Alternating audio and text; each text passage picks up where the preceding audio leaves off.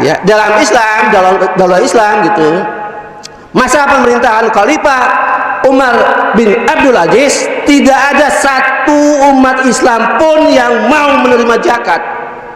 Artinya apa? Semua sudah merasa berkecukupan. Nah, terbalik dengan sekarang gitu. Setiap tahun yang antri menerima zakat makin berkurang atau makin bertambah? Tambah. Parameternya kan jelas. Ya kan? Sekarang mau dibandingkan plus 62 dengan Khalifah Umar. Jauh, Bo. Ya kan? Artinya apa? Inilah kalau mafahim, maqais dan qanaatnya menggunakan Islam dan Allah muliakan gitu. Ya, pertanyaan kritisnya gitu. Negeri ini apakah menggunakan mafahim Islam? Tidak. Apakah menggunakan maqaid Islam? Tidak. Apakah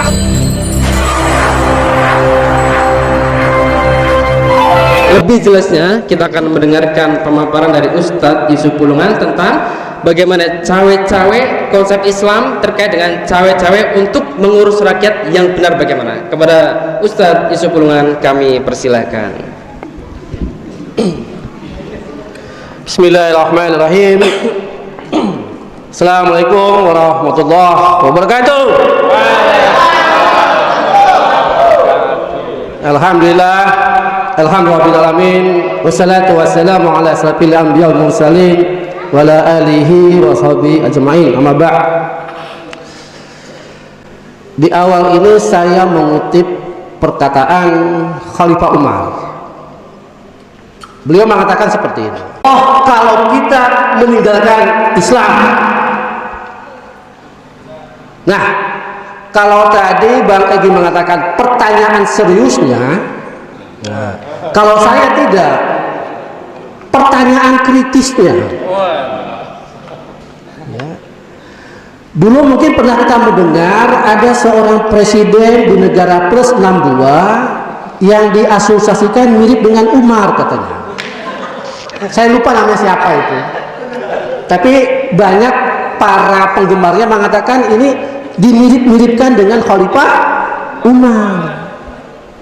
Nah, pertanyaan seriusnya meminjam istilah Bang Egy, bisakah membandingkan apple to apple antara presiden di plus 62 dengan Khalifah Umar? Ini pertanyaan berat. Berarti mesti ada standarnya. Ya. Nah, saya juga mengutip ya pernyataan presiden plus 62 tadi. Nah, dia mengatakan apa? Tadi kan temanya cawe-cawe gitu.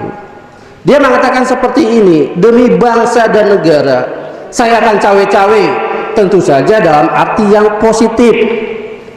Pertanyaan kritisnya, ini benar atau salah pernyataannya? Salah. Nah, tadi sudah dijawab ya. Nah, kalau kita katakan seperti itu, ditinjau dari sudut perspektif Islam, kita harus fair gitu. Nah, saya akan mengkaji pernyataan ini dari sudut pandang Islam benar atau salah. Ya.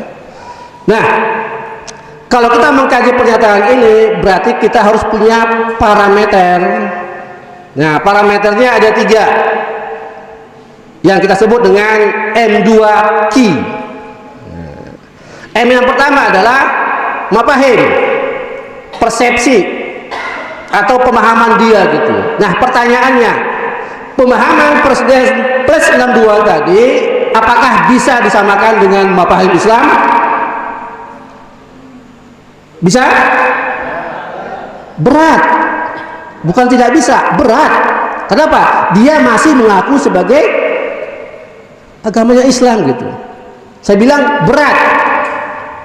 Nah, yang kedua, yang kedua, maqais, standar tolak ukur gitu. Nah, presiden plus 62 tadi apakah membuat standar Islam dalam setiap kebijakannya? Jauh. Nah, jauh, bukan tidak ya, jauh, sepakat. Tadi berat, yang kedua jauh, nggak pakai banget gitu. Nah, parameter ketiga adalah qanaat. keyakinan. Pertanyaan seriusnya, meminjam lagi istilah Bang Edi, apakah keyakinan yang dia akui Islam sebagai agamanya itu diterapkan dalam bernegara ini?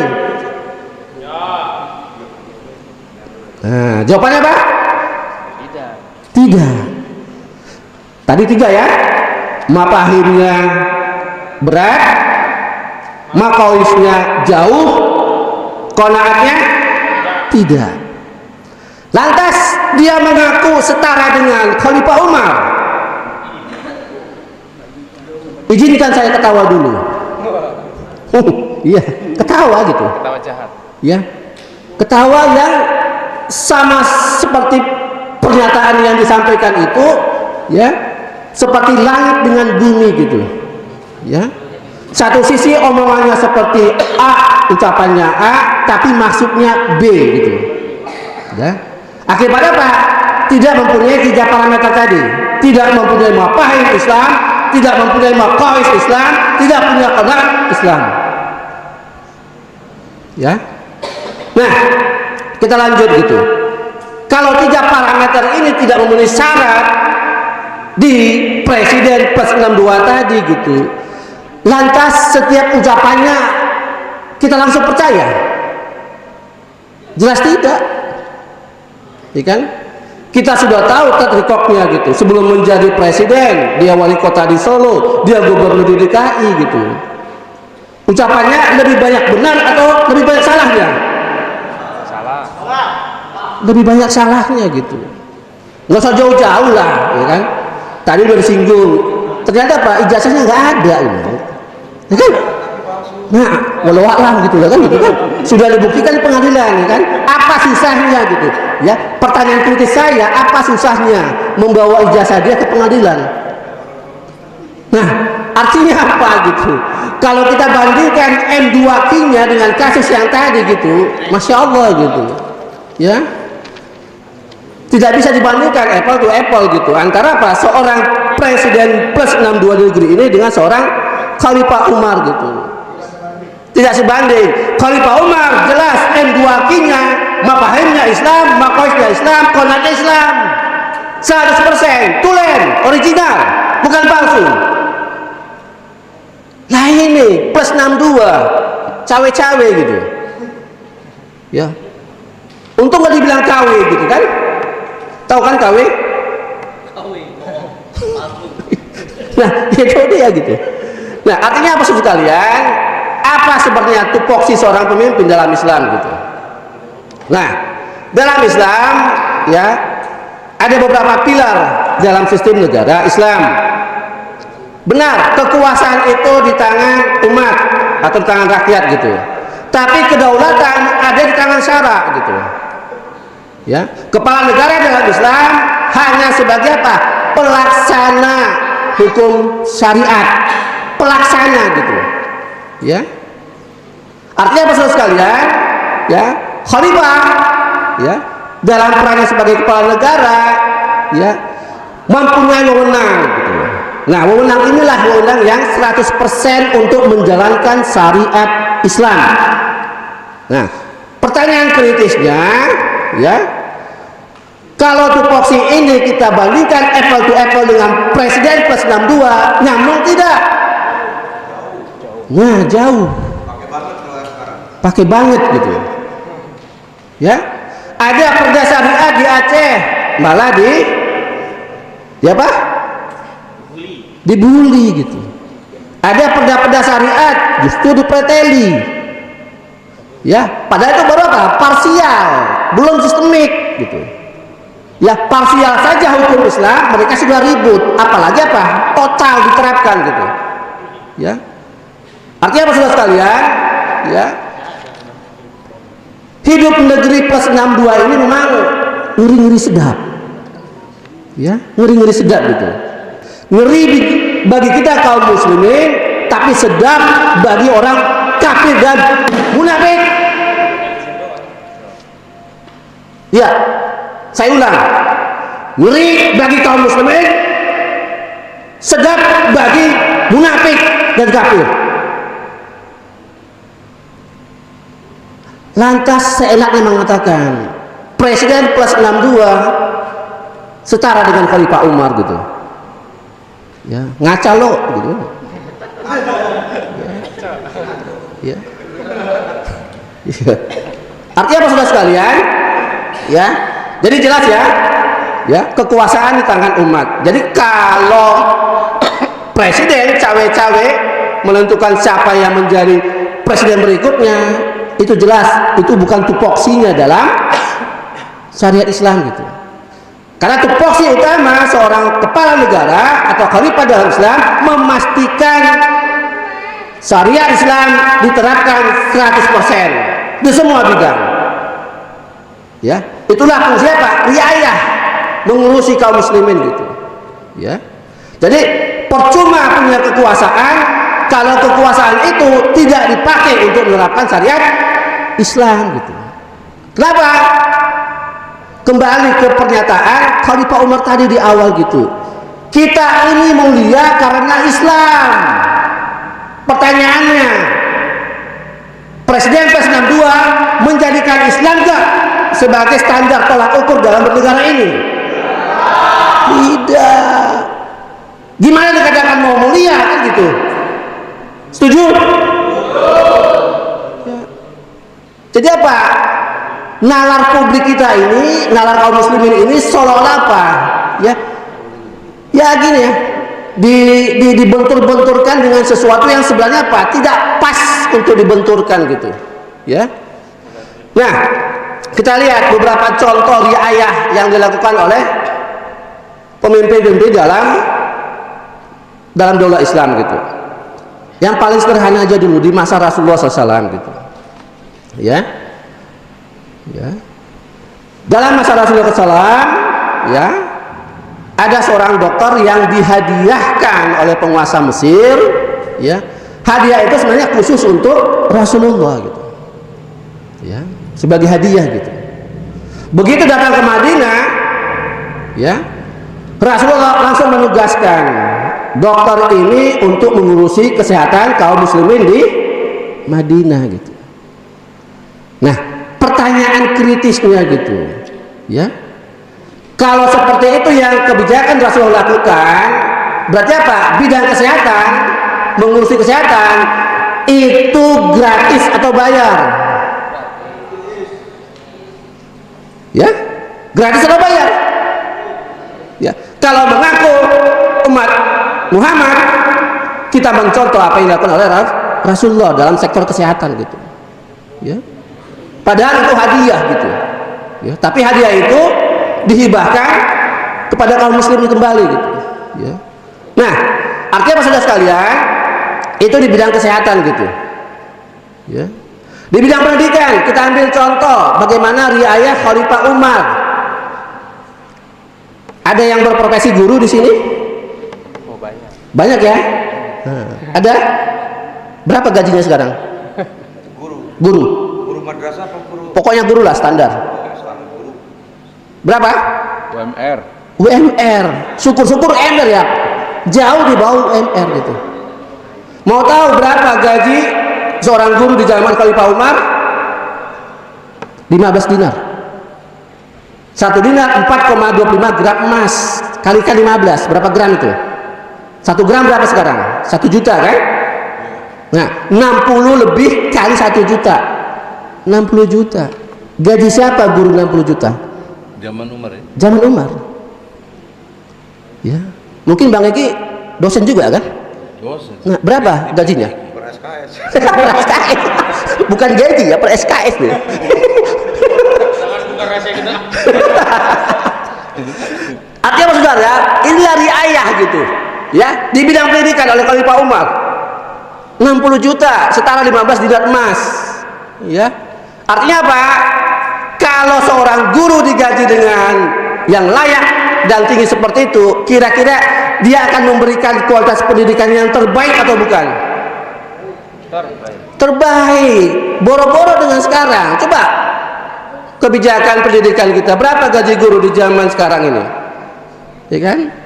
Gaji sebulan nggak cukup untuk 1 bulan berikutnya gitu. Hanya cukup apa? Tadi istilahnya sebelah, berarti apa? 11,5 bulan gitu. Ya, setengah bulan gitu. 4,8. Ya, seperti itulah. Oke ya, tadi kesehatan sudah, sekarang pendidikan. Nah, berikutnya apa? Keamanan. Kita ambil contoh apa? Masa Khalifah Utsman. Khalifah Utsman lah yang menginisiasi pembentukan angkatan perang laut Daulah Islam. Karena saat itu apa? Laut di Timur Tengah dikuasai Romawi gitu, dan selalu mengganggu pelayaran kaum muslimin gitu. Nah, oleh Khalifah Utsman dibentuklah apa? Angkatan perang bidang kelautan gitu. Ya. Dalam tempo yang singkat mampu mengamankan apa? Jalur perdagangan, jalur logistik kaum muslimin di Timur Tengah. Jadi 3 bidang yang kita angkat tadi, kesehatan, pendidikan, keamanan, ini adalah kebutuhan pokok kolektif yang dibutuhkan sebuah masyarakat. Ya. Nah, bagaimana dengan kebutuhan individu per individu, sandang pangan papan?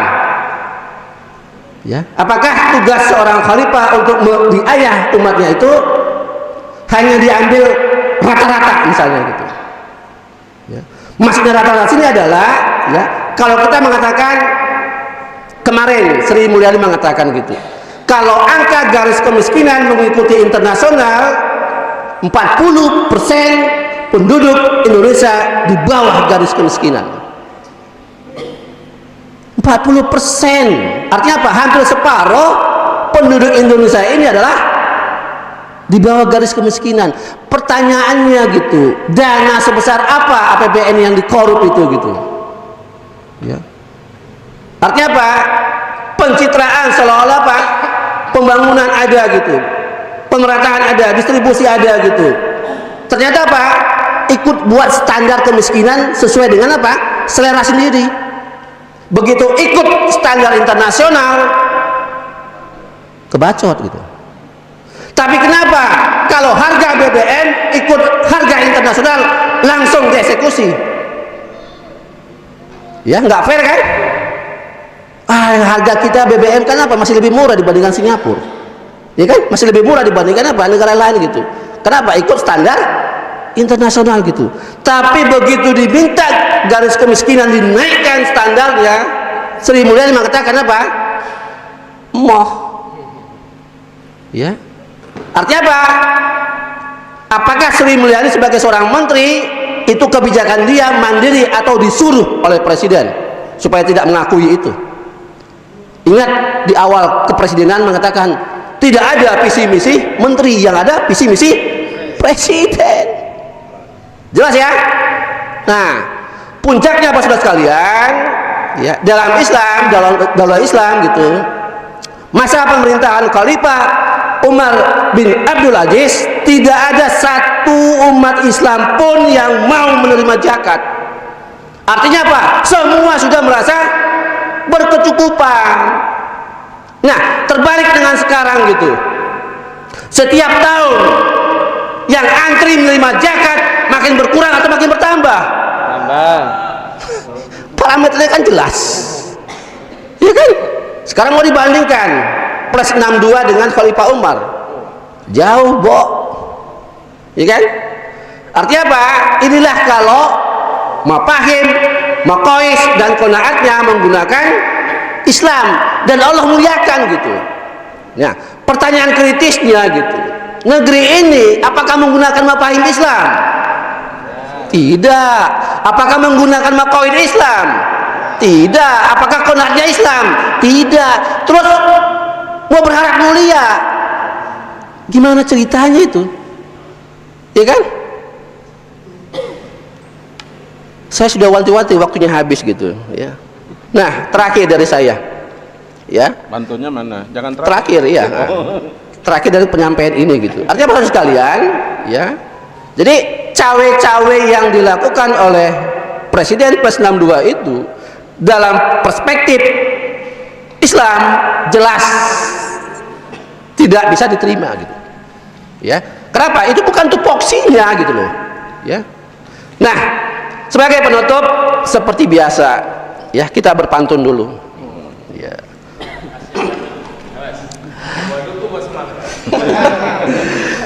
Menulis surat di dalam gelap,